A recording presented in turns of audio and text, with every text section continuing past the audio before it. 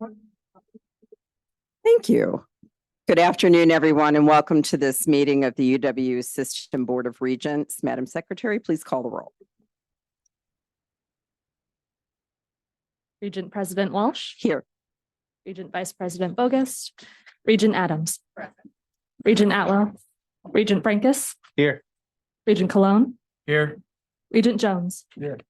Regent Cruiser. Here. Regent Menedith. Here. Regent Miller. Here. Regent Peterson. Here. Regent Prince. Present. Thank you. Regent Rye. Here. Regent Staton. Here. Thank you. Regent Tyler. Here. Regent Underly. Here. Regent Walks. And Regent Weatherly. Here. We have a quorum. Thank you. First of all, welcome to the UW River Falls campus. And I want to be one of the first ones to thank the campus for their warm welcome. You have pulled out all the stops for us, including the weather. I don't know who you paid for that, but thank you so much. It's a real joy to come to one of our campuses where agriculture is really the front and center. You know, being a former farm girl, I like to see that. Before we get started, are there any regents that need to declare a conflict of interest with anything on today's open agenda? Seeing none, we will move on. Before we get started again, I'd like to share the following land acknowledgement on behalf of UW River Falls. The University of Wisconsin River Falls sits on the shared ancestral lands of the Anishinaabe and the Dakota Nations and tribal communities. Acknowledging our university's historical contributions to the disenfranchisement of Indigenous communities, we declare a standing commitment toward campus-wide education, increased awareness of current Indigenous issues, and the development of sustainable partnerships with Indigenous nations of the area. And now I would like to introduce Chancellor Gallo, who has a quick message for us. No. I get thumbs up right now. There you go. There you go. Thank you, Regent President Walsh. Just wanted to say the following. I'm very saddened to tell you that the Falcon community lost a student Tuesday night. Our hearts and prayers go out to their family, friends, and the entire university during this difficult time. We say falcons fly together and protect the nest, and that means to support and care for one another. Let's recommit to that now. Please hold space in your heart today for our fallen falcon. Thank you so much. Thank you, Chancellor. I'd like to now introduce System President Rothman, who has a few introductions. Thank you very much, Regent President Walsh, and good afternoon, everybody. It is great to be with you. I'm delighted today to welcome and introduce several new colleagues from across the UW system. First, it is my pleasure to introduce UW-Madison's new provost, Charles Lee Isbell Jr. Charles has a distinguished background that blends institutional leadership and computer science, research into machine learning and artificial intelligence, and interdisciplinary collaboration. He comes to us from the Georgia Institute of Technology, where he spent the last 21 years, most recently as the Dean of the College of Computing, a role in which he had served since 2019. Under his leadership, the college has been widely viewed as one of the most innovative computing programs in the country. Known as a collaborative leader, Charles has also held prior leadership roles at Georgia Tech, including serving as Executive Associate Dean for 2 years before his deanship. Originally from Chattanooga, Tennessee, he received a Bachelor of Science degree from Georgia Tech and a PhD from the Massachusetts Institute of Technology, where he studied at the Artificial Intelligence Laboratory. Charles is internationally recognized in his field and has received numerous awards and honors, including being elected to the prestigious American Academy of Arts and Sciences in 2021. Just last month, he traveled to Texas to receive the 2023 Richard Tapia Award, an honor given to those who represent, and I quote, extraordinary leadership in computing scholarship and the mission to increase the participation of groups who are underrepresented in computing. His visibility in the field will help advance UW-Madison's new School of Computer Data and Information Sciences, which just broke ground last spring. Welcome aboard, Provost. We look forward to getting to know you a little bit better. And I would offer as an aside, perhaps also checking out Charles's comic book collection, which I understand Charles is at 23,000 comic books to date. So the last time you checked, I'd ask that you stand, Charles, and be recognized.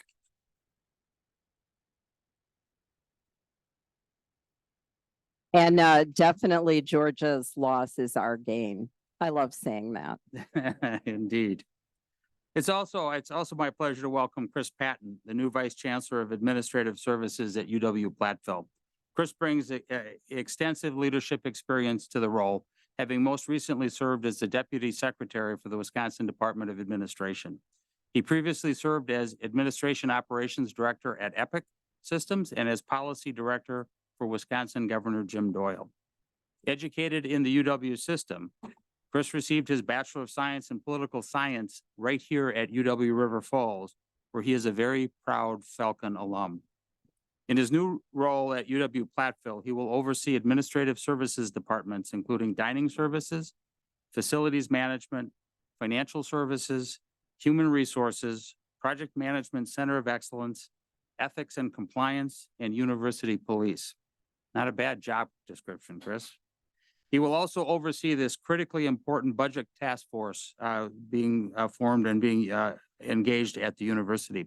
We welcome Chris, and we certainly enjoyed working with him at the DOA. It's now great to call him one of our system colleagues, and I'd ask that Chris stand and please be recognized.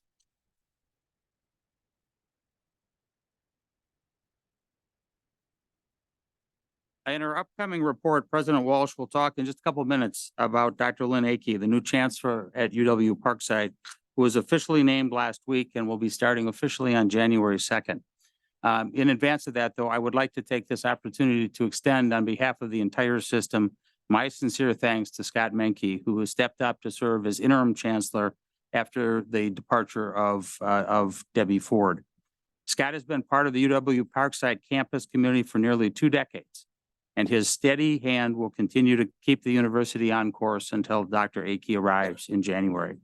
His willingness to serve in this role during a time of transition is very much appreciated. So Scott, thank you very, very much.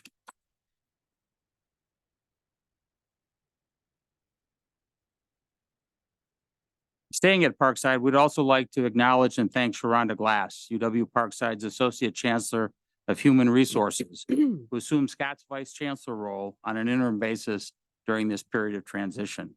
Sharonda, thank you very much for your service during this transition period. I know it's much appreciated.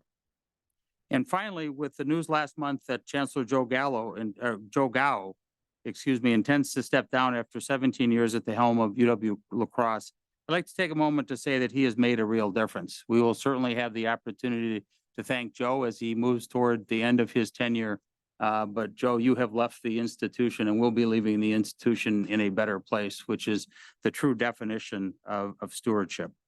So I would just like to personally thank you for your many years of service to your students and to the UW system. And we are also grateful that Joe has agreed to stay on as chancellor for this full academic year, which will help us plan for a seamless transition as we seek to identify his successor, and that will allow Joe to transition back into his role as a faculty member at UW La Crosse. We certainly look forward to working with you in the months ahead. And as I say, we will celebrate your tenure at a little bit later date. But for today, thank you very much, Joe, for all you've done.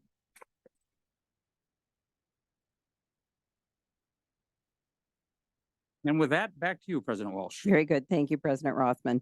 The records of the August 22nd, 2023 and September 26, 2023 special meetings of the UW System Board of Regents have been provided. Are there any corrections?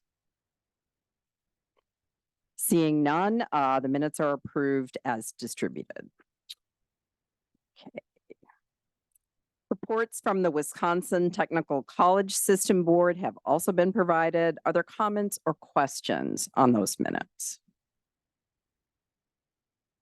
Okay, seeing none.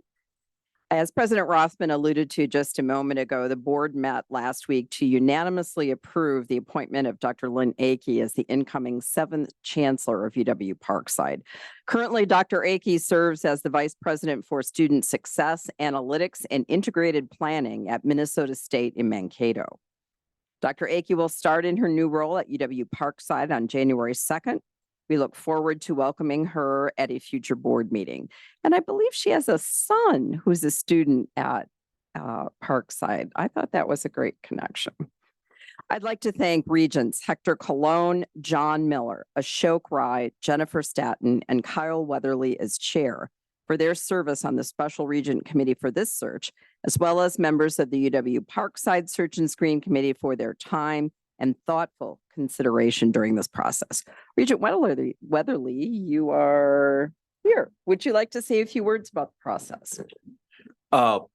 Yeah, I'll be very quick. We're extraordinarily fortunate to welcome Dr. Akey to the UW system. I think she's going to sit among our other 12 outstanding chancellors and be fantastic. She was the unanimous recommendation of everyone involved, the Regents, UW system staff, the Parkside community, both internal and external. So I want to thank Dr. Akey for making my job very easy and coming to a decision very quickly. So, and thank you, Regent President, for the opportunity to lead this committee. Yes, and thank you for all the work you did. I know it was a lot. So in the coming weeks, we will be launching a new search for Chancellor Gao's successor at UW La Crosse. And Regent Ashok Rai has graciously agreed to chair that search and screen committee with Regents Angela Adams, Evan Brinkus, Jim Cruiser, and Joan Prince also serving. President Rothman is currently working with members of shared governance at UW La Crosse to identify the full committee, and we will keep you apprised as that process unfolds. Once again, thank you to my colleagues for their willingness to participate in these searches. Deciding our next leaders for our universities is probably our most important responsibilities as regents, and I appreciate your commitment and close attention to the process.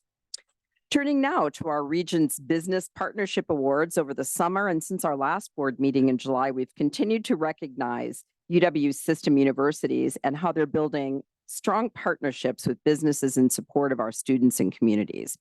In August, UW La Crosse and Quick Trip were presented with awards to recognize their long, productive, and mutually beneficial relationship. Quick Trip is a quintessential example of a business that supports higher education through both its words and its actions. It sponsors a UWL business program, the Integrated Core Program, that is providing students with valuable hands-on experience and the tools they need to excel in the workforce. It also lends its voice to advocate for UWL building projects like the Prairie Springs Science Center that enhances student learning and strengthens Wisconsin's talent pipeline. And if that's not enough, Quick Trip engages with UWL in other ways that are important to student success, including scholarships and internships. And they also, in my opinion, make the best frozen pizza available. So I'm just putting that out there for a Quick Trip. Congratulations to Chancellor Gao and the UW La Crosse community. Also in August, UW Parkside and Haribo received Regent Business Partnership Awards. Haribo, for those of you who love candy, is the world's leading manufacturer of gummy products. They only came to the area a few years ago, but they wasted little time in creating a strong partnership with UW Parkside. As of 2019, the company has a 10-year partnership with Parkside Athletics.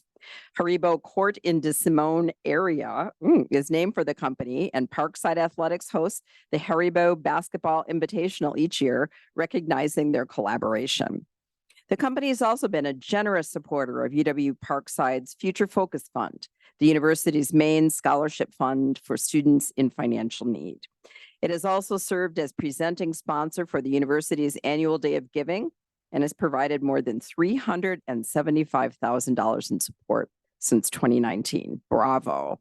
Kudos to Interim Chancellor Menke and the UW Parkside campus community. In September, several regents and I headed north for Superior Day, where we were presenting the Regent Business Partnership Award to Superior and Essentia Health. We've worked together for years on several partnerships across all levels of the university. Essentia has been a long-standing partner with UW Superior's athletics department for sports medicine services, supporting the university's 19 competitive athletic teams, 19. That's amazing. And thousands of student athletes over the years. In Essentia's cardiac rehab and community education services departments, UW Superior student interns have been welcomed to learn alongside professional staff to gain hands-on experiences and expand their networks, preparing for their future career. Essentia's partnerships are valued not only in developing a talent pipeline for their own workforce needs, but also for supporting UWS students as they prepare for their future careers. That is a win-win relationship.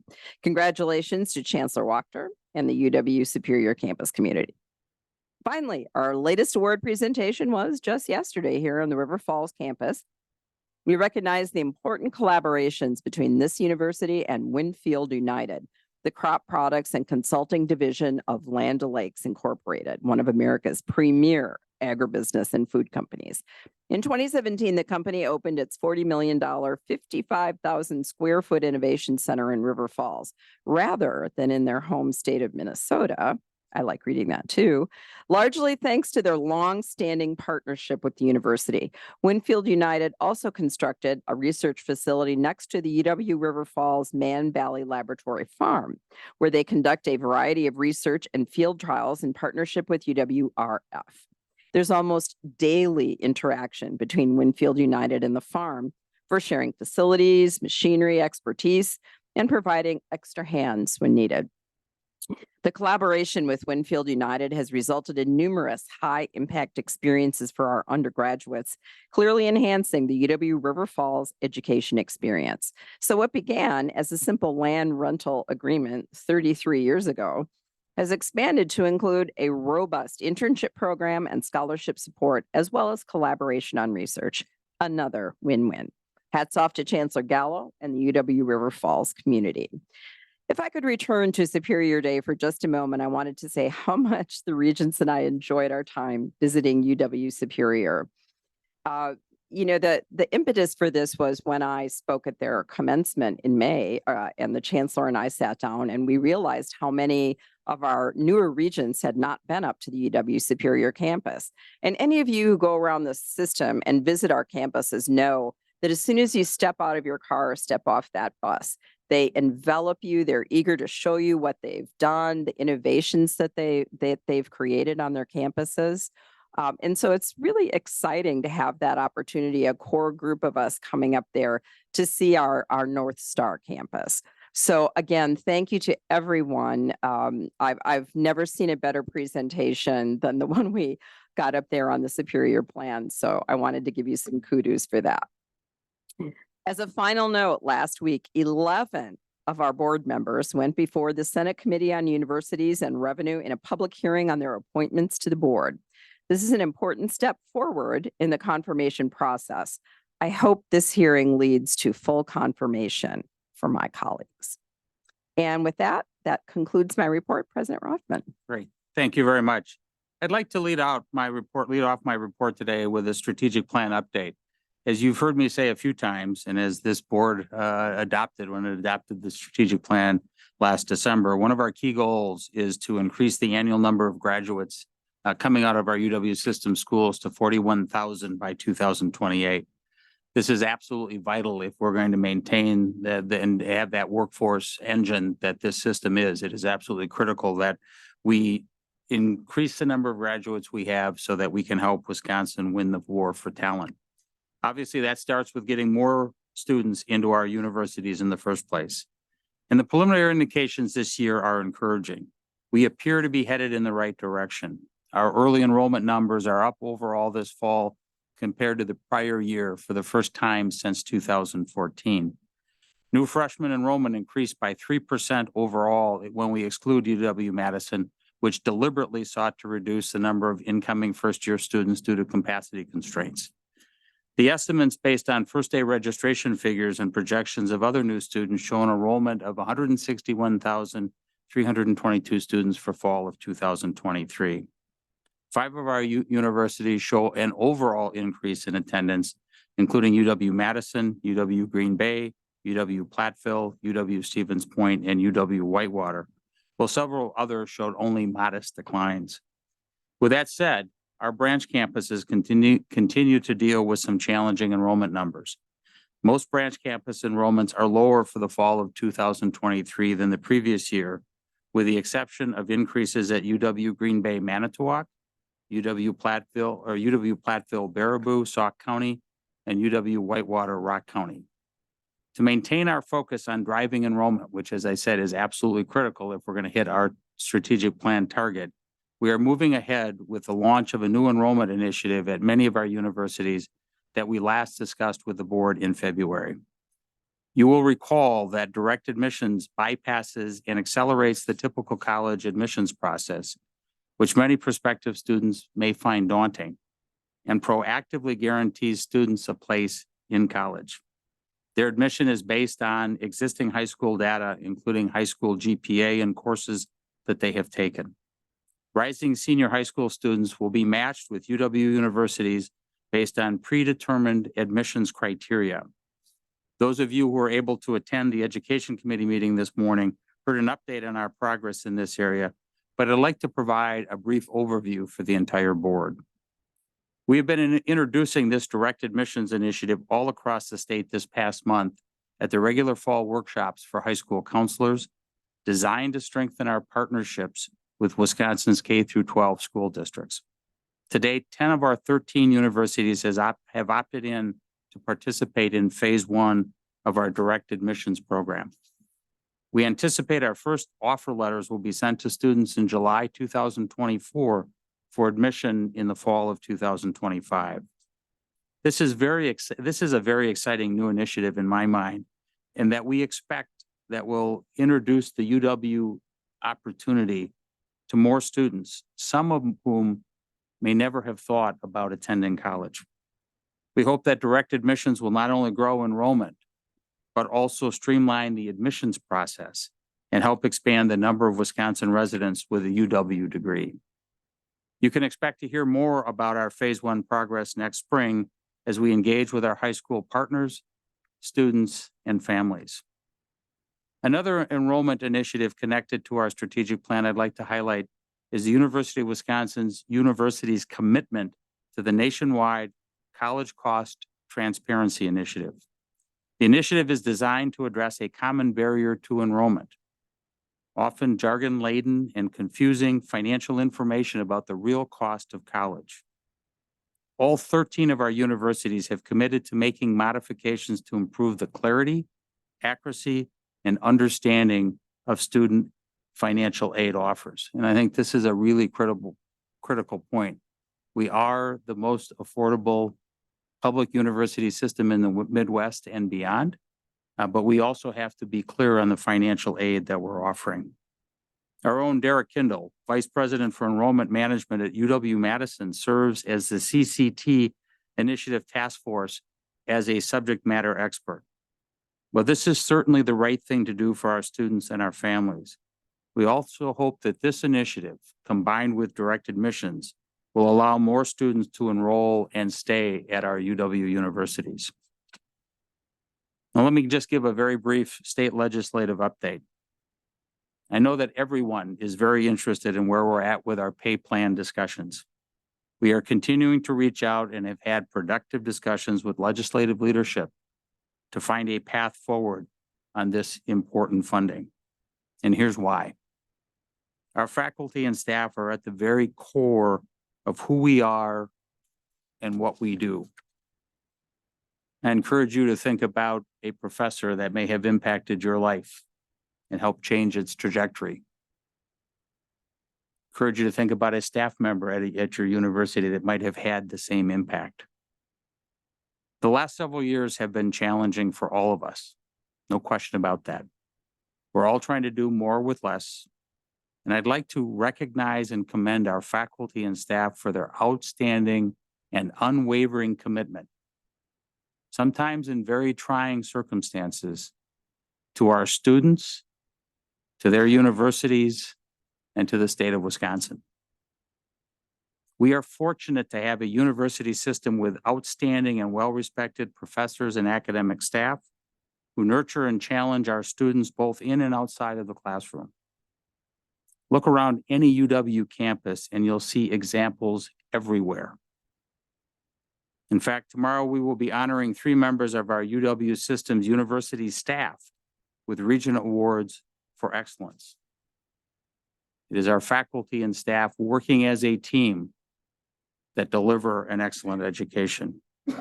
Every day in our UW classrooms and laboratories, students hone their critical thinking and communication skills, their problem-solving ability, their ability to adapt to change, and their comfort in working alongside diverse groups of people. We are truly preparing our students for jobs that do not yet exist and to solve problems that are clearly evident in our country and beyond. Our employers need people with these kind of skills to grow Wisconsin. We know this because they tell us that, and they want lots more help, and they need more help for us to win the war for talent. I am incredibly proud of our UW employees, and I want them all to know that we will continue to be relentless advocates on their behalf. It is what is right for them and is what is right for Wisconsin. As we think about talking about the value that our universities provide our state, one of the ways we are advocating is with our recently launched Opportunity Tour, a celebration of the wide-ranging opportunities that are part of the UW experience. The opportunities we offer just don't change lives. They help build an vibrant economic future for all Wisconsinites. At the UW, we are driven by our commitment to move Wisconsin forward and win the war for talent in a manner absolutely consistent with the great ideal of the Wisconsin idea. You've heard this from me before, and you can count on hearing it from me on an ongoing basis. Our universities reach every corner of Wisconsin. And what happens at our universities, whether it be faculty research or student learning, affects every corner of our state. If we're all going to win, we need to make sure we're getting adequate investments and using them in a way that advances our state. Our first stop was last Tuesday at UW La Crosse, where we met with business and community leaders. We are actively seeking to build stronger connections with these partners for the benefit of all Wisconsinites.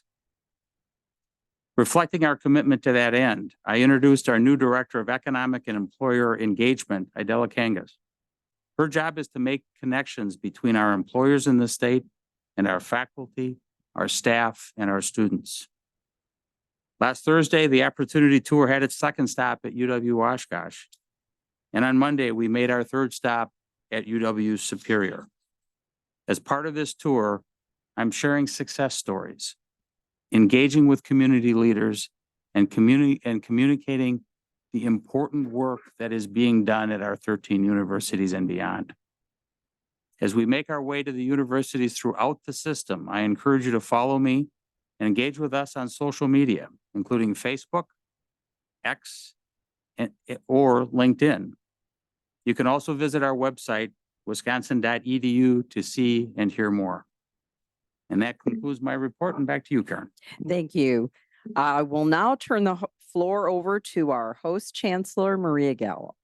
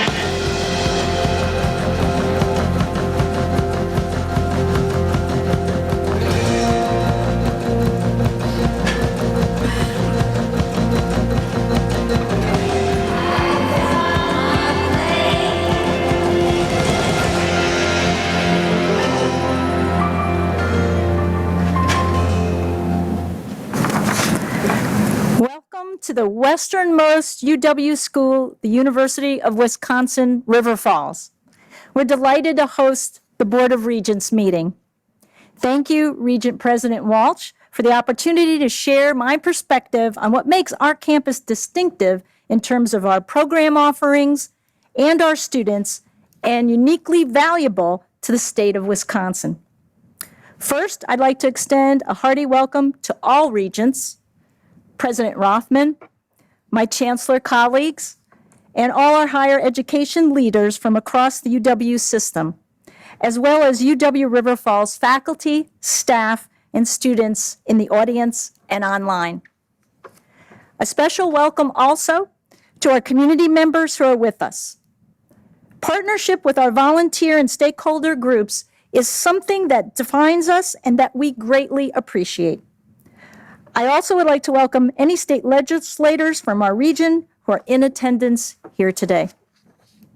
I'm grateful to these elected officials for their regular presence at our campus events and for their ongoing interest in and work on behalf of UW River Falls. In the introductory video that we just saw, there were 3 named faculty, 1 from each of our colleges. And they will be my guests later in this presentation, and you see them seated up here. And they're going to describe for you the exciting and innovative approaches that fill a need in our state and even the nation. And there are only 3 of the many examples of how UW River Falls serves the public good and is of public value. It has been 9 years since we hosted the Board of Regents on our campus. Much has changed in that time, and many innovations have been embraced. I look forward to sharing with you who we are now as an institution and where we're aiming to go over the coming years with your help. Here we go. Oh, it already was up there. I'm going to go back. On the screen now, you see the smiling faces of freshmen on Academic Day, an event intended to commemorate the beginning of their college careers and help connect them to their academic programs and faculty. I love this picture because to me, this makes our mission come alive. The core belief that all of us in higher education tightly hold is that our teaching and research serve a higher purpose. In higher education, we don't produce widgets. We do our best to cultivate minds and transform lives. We create new knowledge and look to translate it into solving real-world problems.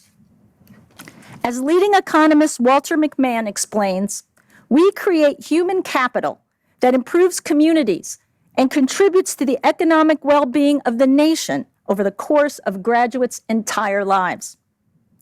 Data show that these students we see here following graduation will most likely have better health, longer lives, and greater personal and professional satisfaction by having attended a 4-year higher education institution. So is higher education a public good? It most definitely is. Now let's talk specifically about UW River Falls. I was drawn to this university a little over 2 years ago because of 4 reasons. 1, its commitment to academic excellence in the liberal arts and beyond. 2, its authentic dedication to students, their experiences and success. 3, its strategic location. And 4, its historical strengths in areas that are and will continue to be in high demand, namely STEM programs, including agriculture, as well as teacher education, which was the reason the institution was founded nearly 150 years ago in 1874. I also became keenly aware of what UW River Falls could be in the future, and that was an exciting proposition. UW River Falls is at the nexus of accessible higher education and economic development. Why do I say that? Let me explain our unique positioning and how we are translating that into a competitive advantage for the benefit of Wisconsin. First, numerous studies and reports list UW River Falls as among the most affordable 4-year universities in the Midwest. For example, we were recognized as such by Money Magazine. Students at UW River Falls get a small, private school experience at a public school price. Additionally, we have been recognized for our accessibility within the UW system. Nearly 4 of every 10 students who attend UW River Falls are first-generation students. Almost 24% of our students are Pell Grant recipients. UW River Falls is committed to providing our students with the financial assistance they need to be successful and obtain their degrees. So of our entire student body, 84% receive some form of financial assistance. Of note, as President Rothman mentioned in his report, UW River Falls signed on with the College Cost Transparency Initiative. This national effort officially launched last week and is committed to effectively and transparently communicate student aid to students and their families so that the true costs are as accurate as possible and understandable. Also, the percentage of our students that use the Disability Resource Center is the highest in the UW system at nearly 13%. Student health and counseling services are also in high demand. These services are critical. Your continued support for students' mental health and well-being are vital. Now, our affordability and accessibility would be of little value if they did not translate into significant career outcomes for our students. On this slide, we see that they certainly do. Here you can see the student career outcomes for the most recent cohort for which we have data coming from our first destination survey, and it is 99.3%. The vast majority of these graduates, or almost 86%, were employed in a job related to their major, with 13% continuing their education in graduate or professional school.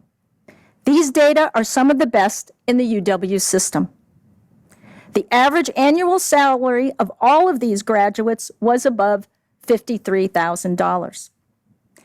Adding to that, we see an overwhelming majority of our graduates remain in the Midwest. And that reflects residency mostly in Wisconsin and Minnesota. So it's clear that our price point plus student career outcome success rate translate into an astounding value of UW River Falls education. Our excellent value is being recognized nationally, and our reputation is improving every year. Once again, we were named to the Princeton Review's annual Best Regional Colleges list for 2024. UW River Falls was among 150 colleges recognized from the Midwest region and one of only 4 in Wisconsin, joined by our sister schools, UW-Madison, UW-Milwaukee, and UW-Eau Claire. We also were once again named one of the best regional public universities in the Midwest by the U.S. News and World Report in their 2024 Best Colleges ranking. UW River Falls was the number 14th ranked regional university among publics in the Midwest, up 4 spots from last year. And in regional universities in the Midwest, we went up 15 spots to number 60. As my esteemed colleague Chancellor Mnuchin, says, and I quote, "The rankings always need to be taken with a large grain of salt. It's good to see our excellence recognized." And I agree.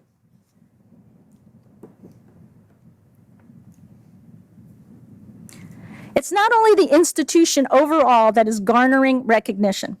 Our students have a long tradition of winning national awards, especially those from our College of Agriculture, Food, and Environmental Sciences.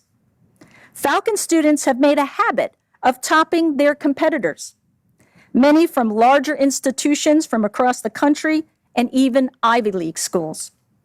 Last spring, UW River Falls students did just that. The school's agriculture business team won both the team and the top 4 individual honors in the North American Colleges and Teachers of Agriculture Student Judging Contest held in California. And a UW River Falls soil judging team also won both team and individual contests in their category. Similarly, this past April, Falcons took top national honors at the annual North American Intercollegiate Dairy Challenge event held in New York. Now, our Falcons football team is becoming a powerhouse in D3 with their Top Gun offense. They have won the Culver's Isthmus Bowl against Washington University St. Louis in the last 2 years that competition has been played.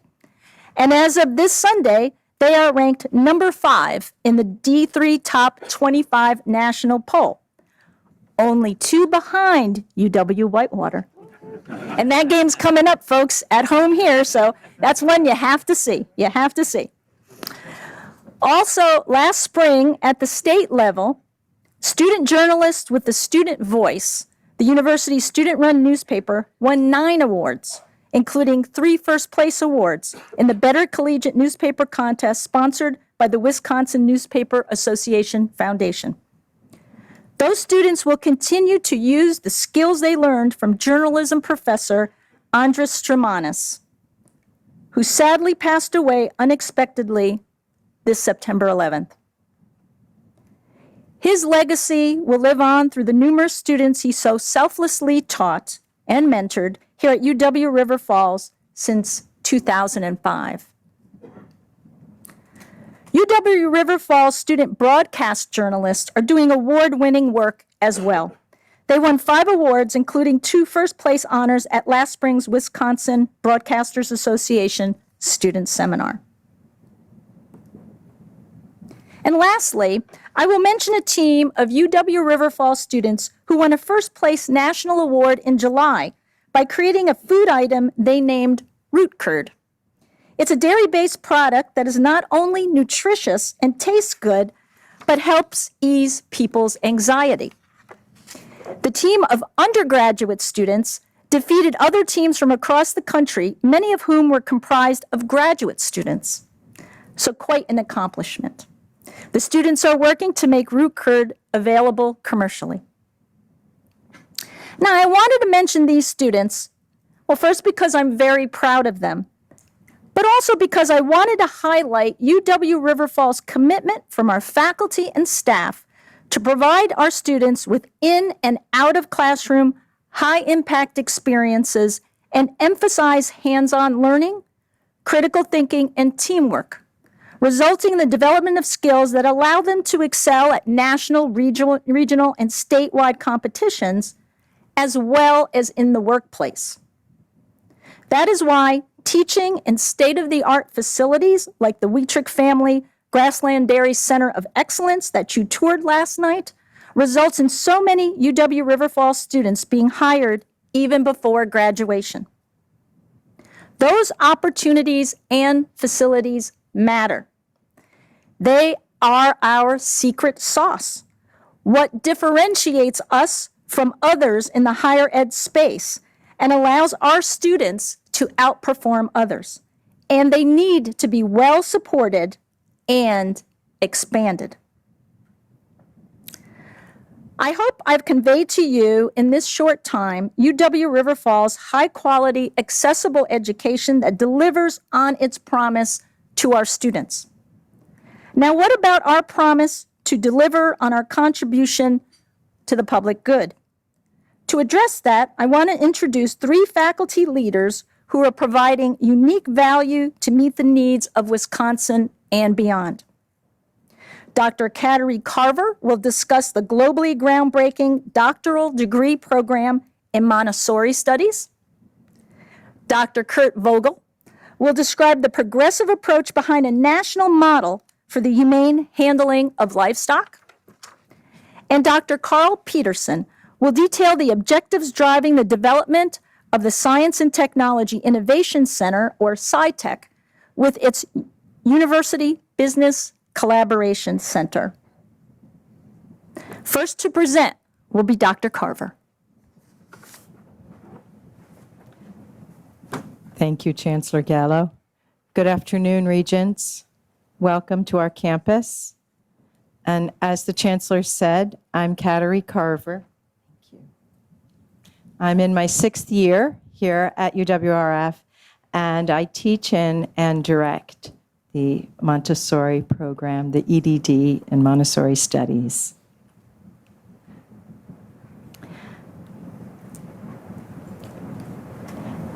The Montessori community. Let's walk into some Milwaukee Montessori learning environments.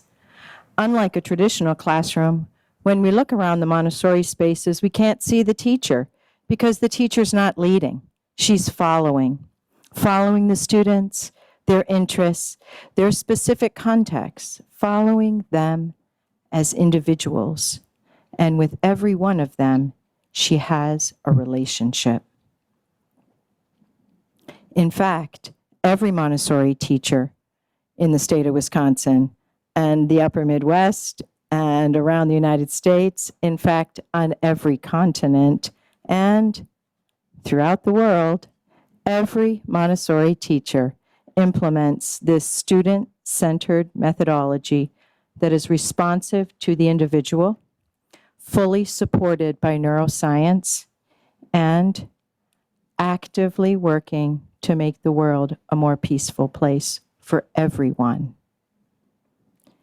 UWRF has made a major contribution to the international academic community of Montessori by founding the first and only doctoral program solely dedicated to research on Montessori education and all of its manifestations. And I will add that we are on the verge of accepting international applicants. And as the only one, we're pretty well poised. UWRF's doctoral program offers opportunities for research in numerous areas that have direct impact on the greater good of all people. Here are some of the examples of the areas of study. Montessori research will always address an increase in peace and justice, in emotional well-being. Montessori research will focus on the development of the human spirit because we as Montessorians have a pedagogy that promotes human flourishing. UWRF doctoral students will research Montessori education adapted to local community schools around the world. UWRF Montessori research will contribute to social change, like access and nature-based educational programs. Finally, UWRF's EDD program has a focus on Montessori and the elderly. Intergenerational settings are pretty common in other countries, but they're coming to the United States. And UWRF students are going to be at the forefront of that research. Speaking of Montessori and the elderly, more and more studies are showing that dementia patients are aided by Montessori methods. And I have a partnership in development with a local memory care unit. Let's listen now to one of our EDD students, Bridget Williams. Hello, my name is Bridget Williams. I am the founder and executive director of Colima Montessori School in Fayetteville, Georgia. I am also a member of the inaugural class of UWRF's EDD program in Montessori Studies. This program has been nothing short of a transformative experience for me. Through in-depth exploration of philosophy, theory, paradigms, research methods, we apply theoretical frameworks to Montessori education with the aim of improving the future of education for all children. My research is centered on exploring Montessori practices as they relate to racial and ethnic identity development. My goal is to understand how Montessori principles can contribute to building a more equitable and inclusive educational experience for all students, regardless of their background. And so I'm immensely grateful for the resources and support offered by UWRF and their dedicated faculty. This program is not only challenging me academically, but it's empowering me to make a meaningful change in the lives of students and educators alike. The doctoral program was conceived by and continues to be supported by a wide group of generous, collaborative, and dedicated scholars from around the United States. The planning and development began in 2017, and still today, they all continue to serve UWRF's EDD and Montessori studies because of our common passion for the Montessori worldview that values community, cultural respect, and the development of the human potential across the lifespan. Let's now listen to one more of our students, Natalie Celeste. My name is Natalie Celeste, and I'm the principal at Tremont Montessori School, which is a public pre-K to 8 school in Cleveland, Ohio. Over the last year, I have been able to delve into primary texts, program requirements, and Montessori methodology. And the summer residency has provided me time to physically immerse myself in the work and to collaborate and commune with other experienced and passionate Montessorians from across the country. Because of my participation in this doctoral program, I am a more confident and innovative leader back home. I want to thank you for being courageous enough to support this doctoral program in Montessori studies. It truly is a program that you should be proud of. As the only EDD program in the nation dedicated solely to studying Dr. Maria Montessori's legacy and her internationally applied method, UWRF is in the national spotlight. In the early 2000s, public Montessori schools in Milwaukee served for seminal research in the field of Montessori education, and Wisconsin continues to be a leader.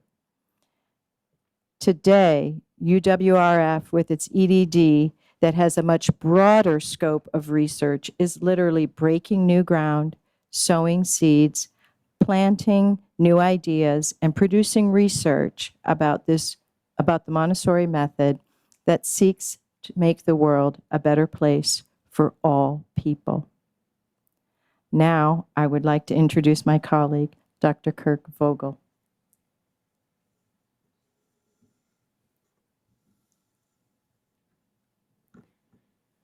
Thank you for sharing the wonderful work your team is doing with the Montessori program, Dr. Carver. I would like to thank Chancellor Gallo for the opportunity to share our work with the Board of Regents and today's audience. I work in the Animal and Food Science Department within the College of Agriculture, Food, and Environmental Sciences, and am here to discuss a novel approach to strengthening the ethics and sustainability of meat production. Since 1958, the humane slaughter and handling of animals for food has been a legal requirement in the United States. On average, we raise and harvest 34 million cattle, 130 million pigs, and 2.7 million sheep and goats for meat every year. By comparison, we have approximately 9 million dairy cows in the United States. These animals are part of the food supply for the nearly 340 million people that make the United States their home. This doesn't include the millions of additional people in our trade partners. One of the unique things about the animal-based sectors of production agriculture is that while the animals are recognized as commodities that are bought, sold, traded, and value-added, what happens to them inherently matters to them. They feel and experience the world around them. This is why the Humane Slaughter Act and its supporting legislation in 9 CFR 313 is so important. When the law was created, its specific objectives were to prevent needless suffering, protect worker safety, and improve the economy and quality of meat products. This was a benevolent piece of legislation for its stakeholders, a win-win-win situation. Although a legal mandate has been in place for 65 years, there wasn't a single humane handling and stunning training center in our country until October of last year. The Animal Welfare Lab at UW River Falls has been tracking the causes of Humane Slaughter Act violations since 2014. This is last year's data, but the outcome has been the same every year. The majority of violations involve cattle and pigs. And problems with stunning, inducing unconsciousness, account for approximately 80% of the causes for violations.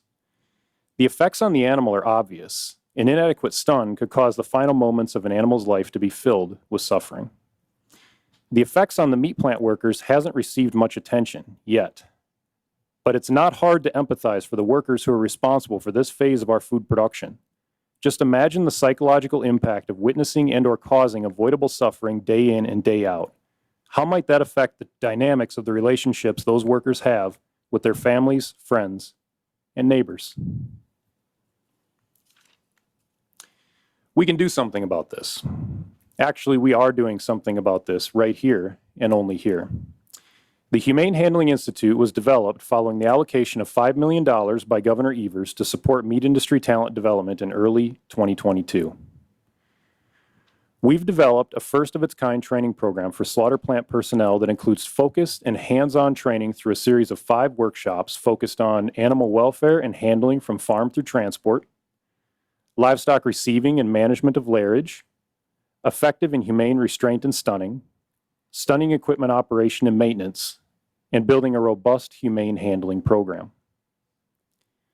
The initial startup funding for the Humane Handling Institute included tuition reimbursement for 240 Wisconsin-based meat industry workers to complete the workshops regarding effective and humane restraint and stunning, as well as building a robust humane handling program. When we set out to build this program, we had no model to follow, but we set out to give the industry, its employees, and the animals that are raised for our benefit a guiding light in this space. Let me show you around. This is Ashlyn Kirk. She's the Humane Handling Institute's program manager. She has been a central figure in the establishment of our program, along with Angie Whitaker in continuing education. Her natural ability to interface with meat plant personnel, meet them where they are, and help them learn and grow is a critical part of our success. During our workshops, we focus on creating learning scenarios that are comfortable and familiar to the attendees. Just like our undergraduate students, they learn best when they can apply what they are taught to existing environments and concepts within their own lives. After attending one of our workshops in May, Michael Rossi from Crescent Meats in Cadott, Wisconsin, shared, by starting with a core group of people and training them in small groups, the Humane Handling Institute was able to send us back with all the materials needed to further educate personnel and the confidence to implement a robust, systematic handling plan. Another unique feature of our training philosophy is that we avoid the use of live animals in teaching stunning practices. This is a critical moment in the meat production process. Get it right, and everything flows from there. Make a mistake, and everyone suffers. The stakes are too high to train in that environment. There's too much pressure to learn effectively. Here you can see Carly Anderson, a PhD candidate from the University of Nebraska, an affiliate of the Animal Welfare Lab here at UW River Falls, demonstrating the use of specially designed model heads with anatomically correct brain location and structure for captive bolt stunner training. These are very important tools for us. They eliminate the pressure on the trainee to get it right the first time and allow us to coach. The feedback from industry has indicated that we are in the right place. Brandon Clare, owner of J.M. Watkins Meats in Plum City, Wisconsin, shared, "You provided an environment that allowed us to be comfortable discussing actual events that had happened in our plant without casting judgment on us. Your experiences and background brought real-world experiences to the class that were relevant to our own plants. I would highly recommend anyone that harvests animals to attend this course. This is where we want to be." Another unique feature of our training program is a focus on stunning equipment service and repair. Meat plants must maintain their stunning equipment to prevent poor performance and failure. Here you can see Chuck Bildstein, the leading authority on captive bolt stunning equipment, in our facilities training our team ahead of our workshops. From there, we set out to train our attendees. There has been national excitement for our program. Let's hear from David Zarling, Program Manager of the Niche Meat Processor Assistance Network, the leading center for small and very small meat processor support in the United States.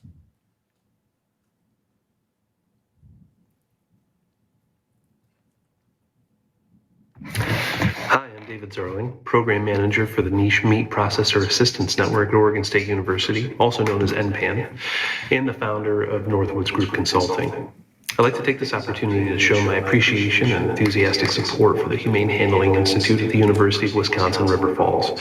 The work that Dr. Kurt Vogel and Ms. Kirk have done to establish a first-of-its-kind, robust, and safe environment to learn these incredibly complex and sensitive tasks is unique and paving the way for a new generation of successful and helpful slaughter personnel in the U.S. And research, as well as my own experience in a career originally as a slaughter trainee and later as a plant manager, has shown us that while humane handling is a cornerstone of success for any slaughter establishment, it can truly be a linchpin for a very small or small establishment's viability in the long term. Training these skills can be difficult because, like training anything in the manufacturing or agricultural realm, there has to be an element of trust and respect from operator to trainer. Without those elements, retention and engagement are measurably low. Dr. Curtin's team have the proven expertise and experience to create an environment of mutual respect, curiosity, and open-mindedness to ensure that students leave the full tool belt and the confidence they need to move forward in their careers. In summary, I'll add this: trust from animal to human and student to trainer is only part of the story. What the Humane Handling Institute is also creating is trust from business owner to their team and vice versa, because both parties know they're investing resources and talent to bring a higher level of quality to their organizations. Beyond that, there's an added value of perceived and real integrity from the American public to plants who have been trained by this program, because no consumer wants to think about their animals or the humans who handle them being in fear or under stress.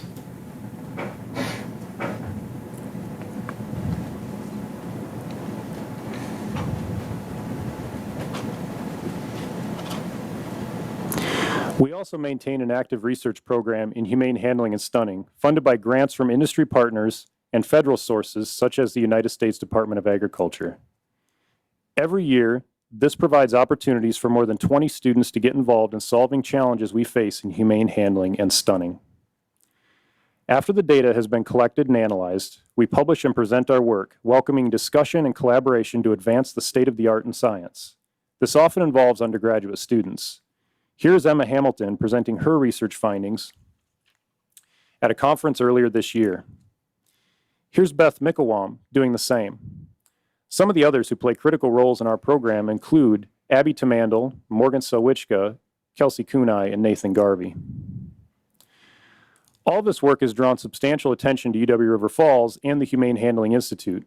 Earlier this year, we were featured in a documentary honoring the legacy of Dr. Temple Grandin, a pioneer in the advancement of animal welfare in agriculture and one of the most well-recognized people with autism in the world. We've been featured in media all over the state and country, with inquiries about our work coming from as far away as Australia. We're just getting started, and we are so excited to be a part of making the world a little bit better.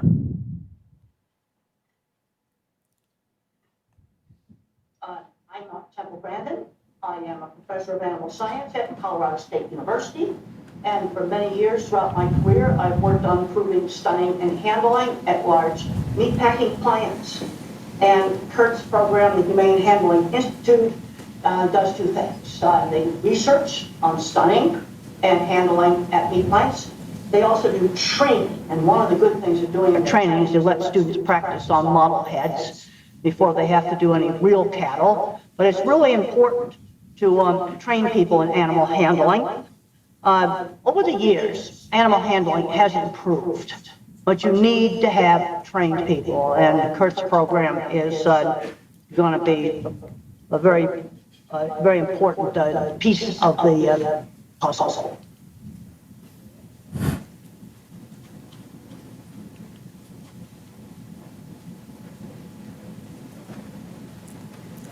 With every workshop, we are affecting the culture of the meat industry in very meaningful ways. Compliance with the Humane Slaughter Act is no longer a mystery for the meat processors we train. In fact, compliance becomes crystal clear and simple for them. As a result, animals don't suffer in the final moments of their lives, meat processors can take greater pride in their work, and consumers of meat products can trust that their meat comes through more ethically justifiable and sustainable means. Again, I appreciate the opportunity to share the story of our work with you all today. Our next presenter is Dr. Carl Peterson.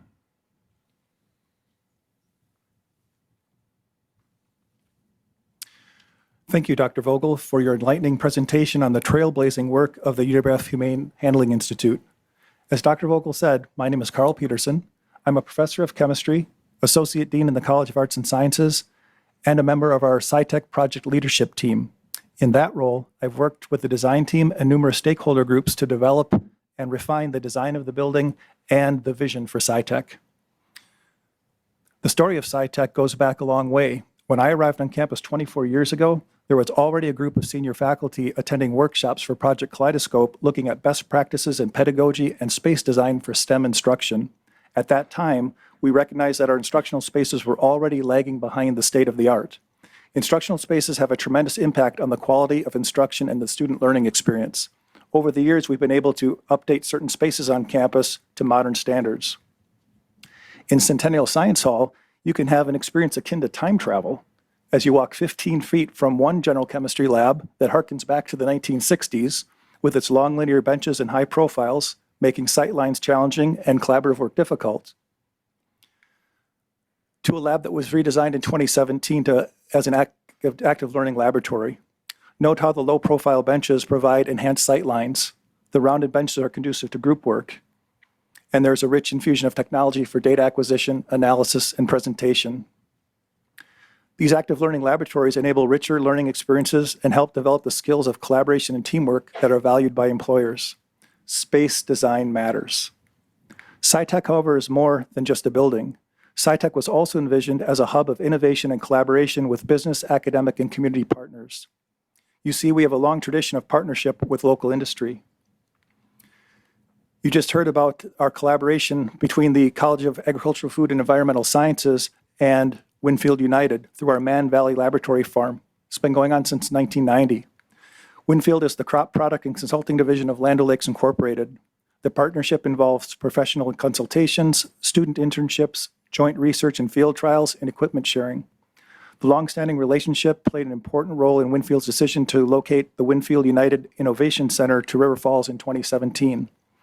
As you're likely aware, the Winfield United was recognized last night with a UW System Regents Business Partnership Award. Interfacial is a local materials technology company that was founded by serial entrepreneur and UW alum Jeff Cernahouse. Jeff and his wife Christy, who is also UW alum, have been tremendous benefactors of the university. Jeff has been and continues to be a strong influence for the vision for SciTech with his stated goal of blurring the lines between industry and academia.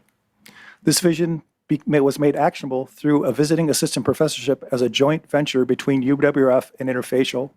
Dr. Bob Follansby taught half-time for UW River Falls and worked half-time in summers for Interfacial while also mentoring 2 undergraduate research students from River Falls, one of whom became a full-time employee of Interfacial upon graduation. These are 2 truly shining examples of university and business partnership. Not all partnerships are as extensive as those, but are impactful for the partners in other various ways. AMS Spectral UV is located in the industrial park just outside River Falls. They manufacture curing and drying equipment for printing and industrial manufacturing. A while back, senior design engineer Jared Wirtz reached out to us when they were having a corrosion issue with one of their UV systems. We were able to provide analysis and consultation that eventually led to a solution to that problem. LabCorp is a global leader of innovative and comprehensive laboratory services with a local office in St. Paul, Minnesota.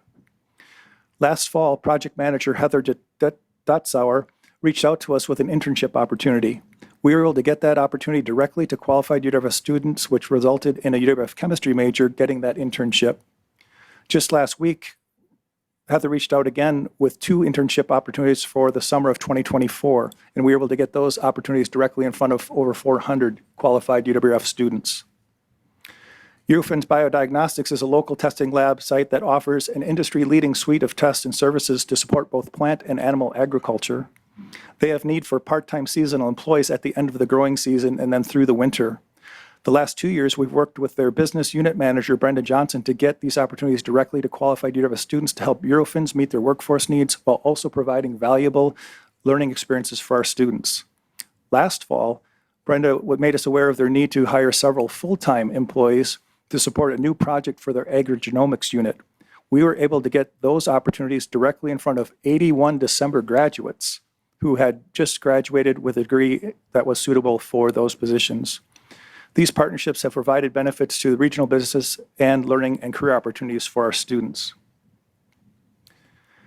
As I stated earlier, SciTech is both a building and a vision. To realize the vision, we are creating the University and Business Collaboration Center, or UBC Squared as we like to call it. The UBC Squared is a physical manifestation of UWF's commitment to becoming very intentional with our outreach for collaboration and partnership, and thereby expanding our impact as a catalyst of innovation and economic development. From the beginning, we engaged numerous stakeholders groups, including a collaborators council composed of regional business, civic, and economic development corporation leaders that helped to shape the vision for SciTech. We also engaged a UBC Squared task force to define a focused mission and vision for the UBC Squared, as well as to inform space design and function. I'd like to publicly acknowledge and thank one of your colleagues, Mark Tyler, for his participation in those efforts and the valuable insight he provided as a leader with extensive experience in both industry and higher education. Thank you, Mark. Now let's take a falcon's eye view of SciTech. The SciTech building is strategically placed on the west end of campus to create a science and innovation district that brings together the traditional STEM disciplines with our applied STEM disciplines from our College of Agriculture in the Agricultural Sciences Complex to the south, and our colleagues from the School of Business and Economics in South Hall to the east. Collaborators will have convenient parking in the North Hall parking lot before navigating across Cascade Avenue and toward the grand main entrance. The central core of the building on the main level conveniently houses the University and Business Collaboration Center. The building also contains 12 state-of-the-art instructional labs, 32 undergraduate research spaces, a greenhouse, and about 12,500 square feet of shared interdisciplinary space. SciTech will be a transformative addition to campus, both visually as well as functionally as an instructional space and a hub for innovation and collaboration.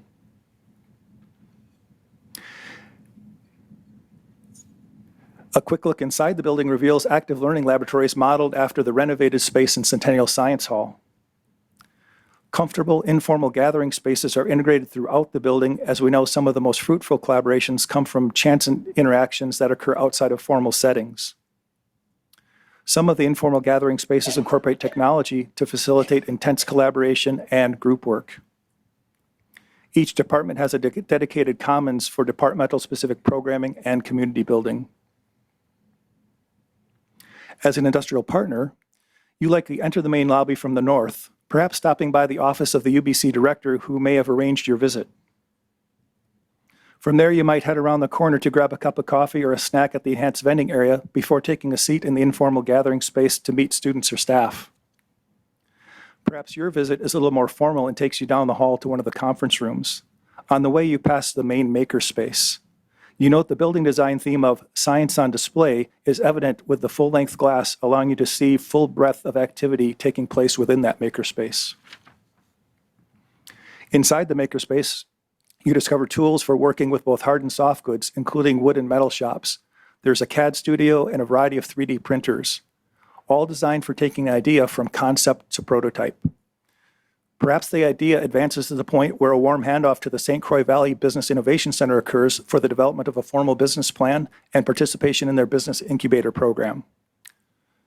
A little further down the hall is a formal presentation space to support UBC-related programming and classroom instruction. SciTech is a transformational project, not only to improve student learning experience, but also to enable UWF to play a more active role in fostering innovation, partnership, and economic development. I'd like to thank you for the opportunity to share our SciTech story, and I'll turn the program back to Chancellor Gallo.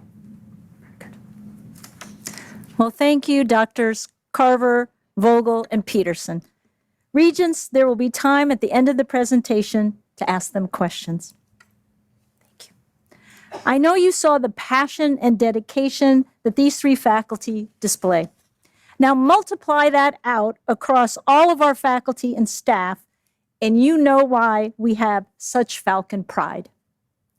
Universities must always be looking ahead so we can evolve our offerings to meet the changing needs of students, industries, and society, as was just illustrated.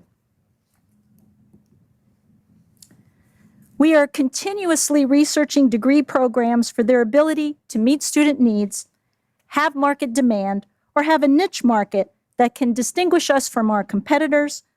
On the left, you see a list of our most recent new offerings and those that are being considered on the right. I hope you will be supportive of new programs as they come before you in the future. We know the world is changing rapidly, and it was accelerated by the pandemic. There are many higher education sector structures that will have to shift and develop more quickly than in the past so that we remain relevant in the future. Here's a graphic showing some of the major drivers of change that all of us in higher education need to address. For the remainder of this presentation, I'm going to focus on the lower right, integration with industry. There's a significant national trend of universities developing new relationships with businesses. Traditionally, they have been and still are stakeholders that hire our graduates. But increasingly, they are also becoming more integral partners and even competitors in higher education. How might UW River Falls capitalize on this specific driver of change? Our partnerships with the City of River Falls, our local economic development organizations, and businesses throughout our greater region are quickly forming to create an innovation ecosystem in the St. Croix Valley. How and why is this happening? It's being spurred on by tremendous growth and a fertile environment. UW River Falls is located in the gorgeous St. Croix Valley, which includes the western Wisconsin border counties of Pierce, St. Croix, and Polk. Projections have ranked our region as one of the fastest growing in the state, with St. Croix County predicted to grow 41% between 2010 and 2040. Projections have, and we are on track with that projection. The 2020 census showed the state growth rate to be 3.6% over 2010, while St. Croix County was one of only 2 counties, Dane County being the other, registering a double-digit increase over that time. Much of St. Croix County's growth is being fueled by eastward expansion of the Minneapolis-St. Paul metropolitan area, which you can see on this graphic here, how bright that area is in this nighttime map. As the crow flies, we are sitting 7 miles from the Minnesota border. By car, you can be in downtown St. Paul in 25 minutes and be at the Minneapolis-St. Paul International Airport in 40 minutes. Being close to an international airport is attractive to university employees and students, as well as to families and businesses. We're very proud that this academic year, UW River Falls drew students from 65 of the 72 counties in Wisconsin, with the highest number coming from St. Croix County. We also are proud to be an importer of talent to the state, as 50% of our students hail from Minnesota, with many of them being attracted to the only 4-year public comprehensive in the Twin Cities metropolitan area. That's right. The only other 4-year publics are the R1 institution, the University of Minnesota, and a Minnesota public access institution, Metro State, neither of which have comparable missions to the University of Wisconsin River Falls. UW River Falls needs to remain competitive and accessible, as I described earlier in the presentation, not only to enroll Wisconsin students, but Minnesota students too. Those students who cross the border to attend our university are a vibrant resource for the workforce and the state's economy as we connect them to Wisconsin businesses with experiential learning opportunities and internships that turn into jobs. Keeping those Minnesota students here to live, work, and play, as I highlighted with the data from our first destination study. But it's not only the students that we want to draw to the area. We want the businesses here too. The university is committed to building significantly deeper relationships with them, whether it be to retrain and upskill their workers, or to offer them opportunities to work on innovations with our faculty in the University Business Collaboration Center of SciTech that Dr. Peterson described, or to invest in our students, in our technologies, and academic and co-curricular programs. Such a goal is achievable, and here's why. The Twin Cities metro area now has a population of 3.7 million, over 2 times larger than the metro area of Milwaukee, Wisconsin's largest city. And it is forecast to continue growing by over 800,000 residents by 2050.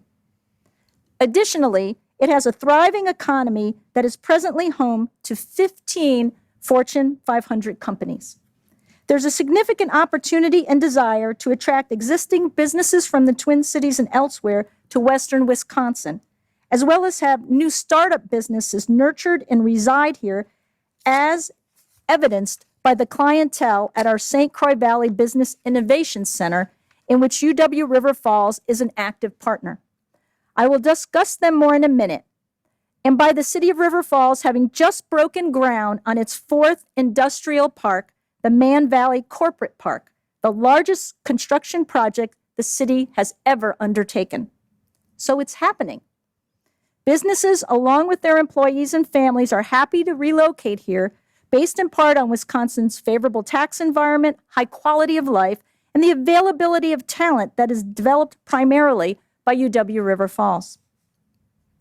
UW River Falls educates our leaders and entrepreneurs, and that will only expand in the years ahead as UW River Falls becomes a first destination for the incubation of innovative ideas in Western Wisconsin, ignited by our strategic location, fostered by our partnership with industry and our community, accelerated by the St. Croix Valley Business Innovation Center, and nucleated by SciTech's University Business Collaboration Center.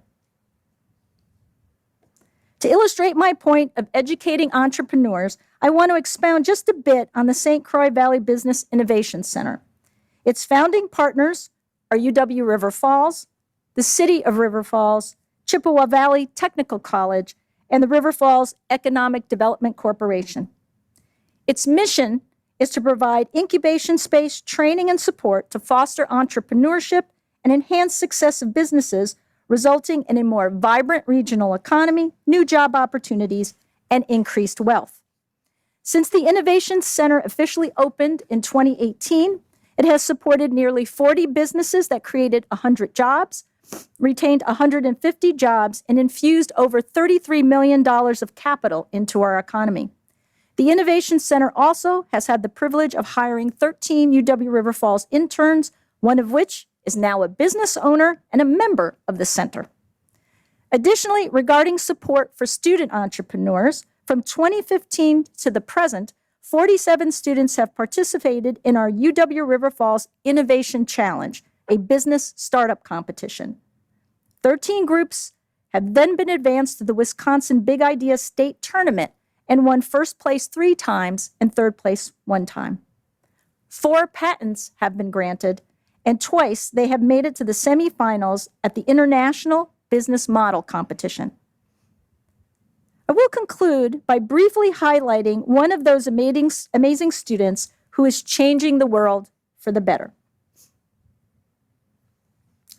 After experiencing challenges accessing clean water as a child growing up in Africa, Lama Bility decided to help others in his homeland facing a similar struggle. The 2020 UW River Falls graduate won the Wisconsin Big Idea State Tournament sponsored by WISIS and co-founded the Twin Cities-based reusable water bottle company, Didomi, which uses 50% of its profits to provide 10 years of clean, safe water to people in Africa. Didomi will be part of this evening's Student Innovation Showcase, and a specially made Didomi water bottle is in the Regents gift bags. I hope today that you've learned about how UW River Falls is already positioning itself to be a university of the future, thanks to our location, our faculty and staff, and our strategic partnerships. The foundation for everything I've shared today is in our Soaring to New Heights strategic plan. This plan is further put into action through our academic plan, which will help to ensure that the education we're delivering remains relevant to our strategic goals. Regents, both of these documents can be found in your materials, along with a summary of some other important facts and figures about UW River Falls. In closing, I wish to thank the Board of Regents and President Rothman for your support and advocacy. A special thank you to our employees, particularly those who work so hard to make this meeting possible, and students as well as our alumni and friends, all of whom, like me, have found our place here. Because of all of you, UW River Falls will continue to be an anchor in our community and an asset to our state. Thank you.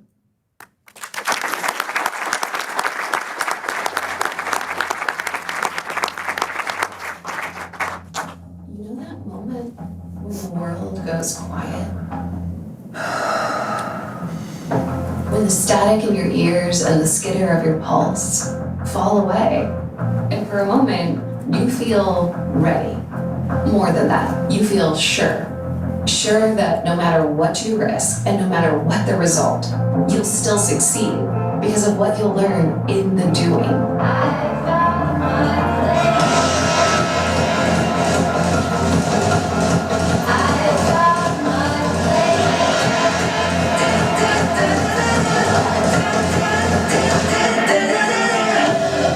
That moment, call it courage or confidence.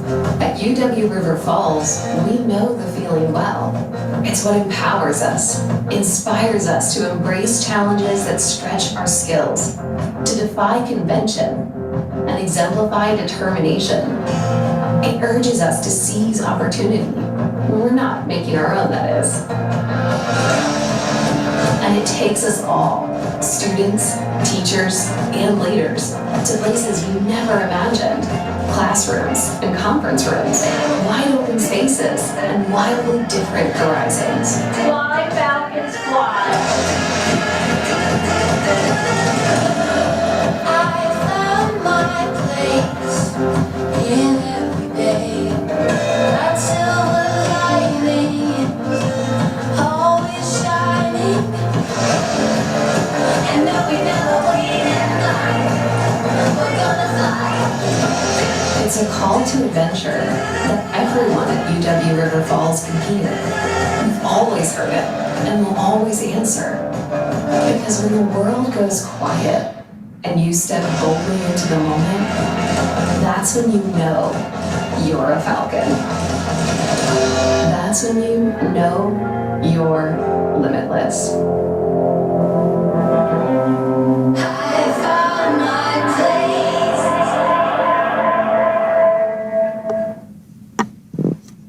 Wow.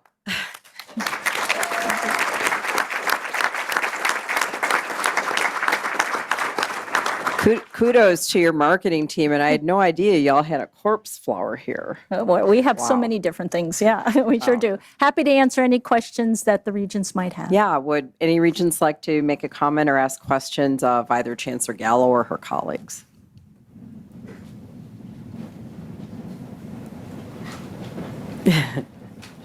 There was a lot of information in your reports. I just want to say, just from my chair, how impressive it is to meet 3 faculty members who have such passion and dedication for their work. And the ground that you're breaking is for all of Wisconsin, not just River Falls and beyond. So thank you very much for what you do in educating our students and serving our communities. Yes, Regent Rye. Actually, I have more of a technical question for Dr. Vogel. As you start to see, it seemed like a lot of the organizations utilizing the certification and training seem to be on that mid to smaller end, but obviously, you know, the harvesting of animals is a lot of it, especially in this state, because I live in Green Bay, so I'm used to it on a much larger scale. And how does your institute interact with those larger worldwide companies and bringing your level of education to them? Because, you know, many aren't even based in the United States, but yet are part of Wisconsin. That's a great question. So I appreciate that you mentioned that you're from the Green Bay area. UW River Falls is the leading provider of interns to American Foods Group for their summer internship program. American Foods Group is the 5th largest beef processing company in the nation. When we announced the Humane Handling Institute, their president and chief operating officer, Steve Van Lannen, was here in this room to announce the opening of that program. When I started here at UW River Falls, I worked as an industry consultant as well to help to support my salary here. And a lot of my clients were these larger processors. So companies like American Foods Group and Cargill and Tyson. And so those are relationships that I've leaned on quite heavily as we started this program. And they're waiting for us to open the doors to them. But we're focused on the processors that are here in Wisconsin first, because that was where the startup funding came from. And so we served the 240 small and very small plant processors first. And then our intent is to branch out to a national scale very quickly after that. Expansion. Great. Yes, Regent Tyler. Well, just a observation, I've been on the Chancellor's Advisory Committee here for probably 15 years or so. And the change over that time, when I'm thinking of that change, is the relationships outside of the university. It's been incredible how close the university has come to industry and employers. I was delighted to see Plum City on your presentation. I have a half of a steer coming from there in the next week. And I just want to shout out to Carl as well. His team has been extremely active in reaching out and bringing a tremendous amount of voices that didn't agree on the UBC and on the SciTech building and shepherding that in a way that everybody's coming out with a really positive feeling that this is going to be a huge step out for collaboration between industry and education. And that's not an easy thing to do. So be sure to thank your team for that.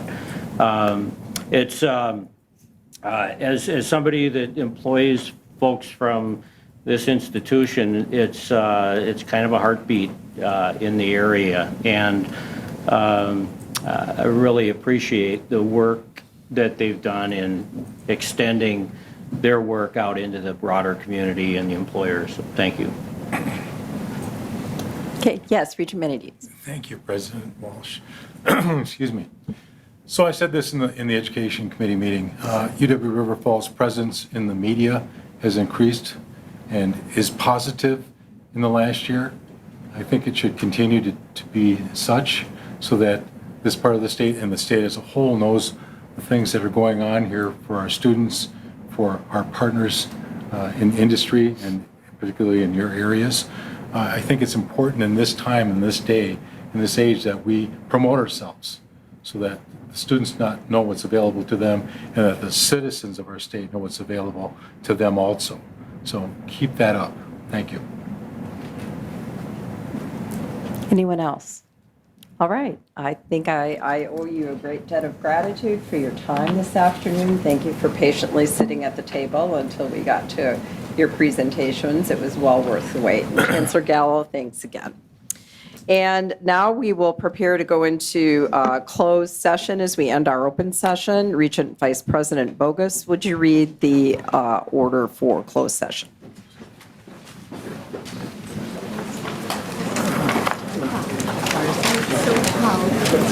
Consider personnel evaluations.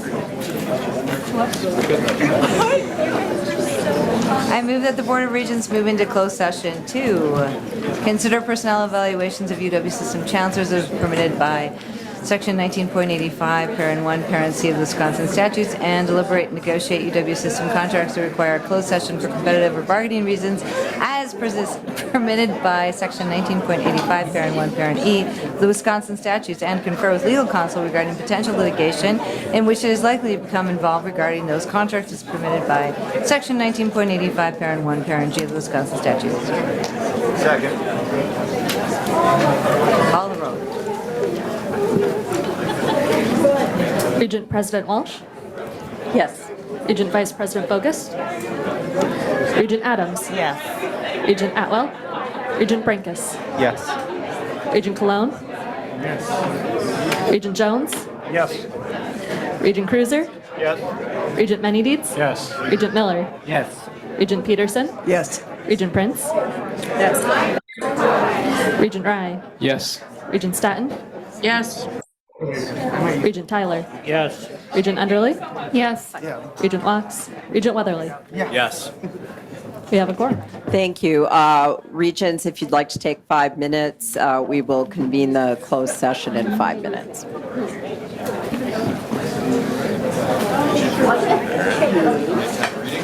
For my nighttime reading.